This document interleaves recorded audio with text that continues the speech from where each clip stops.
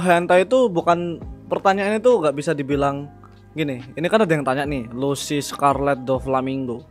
Jen bahas sejarah hentai, siapa yang menulis hentai pertama kali. Jadi hentai itu bukan, kita itu nggak bisa ngasih pertanyaan kayak siapa yang ngebuat hentai pertama kali, itu nggak bisa gitu, nggak nyambung gitu karena sama terbentuknya hentai. Karena untuk dibilang siapa yang pertama kali, jelas nggak ada. Kenapa kok nggak ada? Karena hentai sendiri itu bentuk kata yang kemudian menjadi sebuah bentuk sebutan gitu loh. Kalau dulu mungkin sekarang disebutnya hentai, dulu itu disebutnya sungga. Dulu itu disebutnya sungga. Erotiknya Jepang di era-eranya Edo itu namanya sungga. Nah, beberapa karya sungga inilah yang akhirnya berkembang. Yang dulunya mungkin itu dibikin sama Jepang itu dari ukiyo-e, dari dari papan kayu, kemudian berganti ke kertas.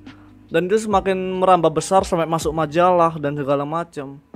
Jadi nggak bisa disebut kayak julukannya gitu. Kayak apa ya? Kayak siapa yang nulis hentai pertama kali, karena nggak bakal ketemu gitu. Sebutannya lah, bahasanya sebutannya. Mungkin ada beberapa orang dulu yang pelopor gitu, tapi ya tetap aja gitu. Perubahan kata.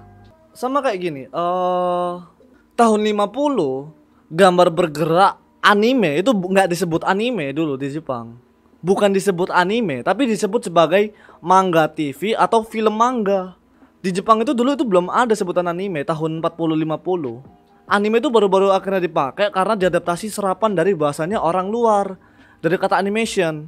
Dulu tuh orang-orang nyebutnya ketika era-era 40-50 itu mulai mengadaptasi sebuah manga ke dalam animasi. Orang Jepang itu dulunya itu bukan anime, tapi film manga atau manga TV. Coba kalian cari, ada tuh penjelasannya. Karena gini, kita pisahin dulu, jangan bilang ini hentai, ini ecchi, jangan bilang gitu dulu. Sungga dulu, terus dideskripsikan ini tuh erotika gitu loh. Genre erotika, dan erotika itu bebas, batasannya bisa rendah atau bisa tinggi. Di Jepang sendiri pun mereka perasaku jarang mereka bilang anime-anime seperti Overflow dan sejenisnya itu disebut hentai, enggak. Setauku mereka nyebutnya sebagai ero. Hentai sendiri itu kata pendeskripsian aneh soalnya.